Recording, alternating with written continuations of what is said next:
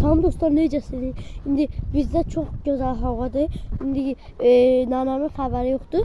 Gizlincə bağa girəcək. Baxın. Çağlara bakın. Səlidir. Çok güzeldir bu.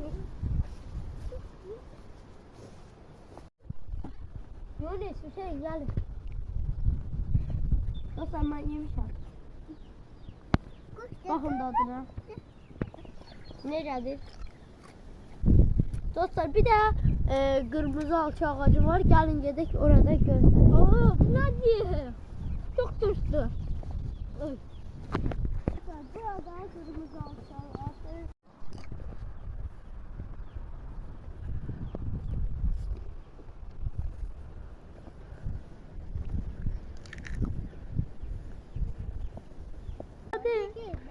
Nane geldi. Gel.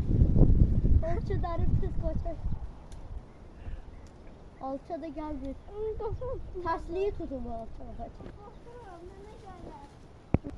Dostlar neyse şimdi hapı yırttık. Ayvayı yedik. Kaç! Kaç! Çırak var orada. Dostlar kaç! Yürü! Bizi!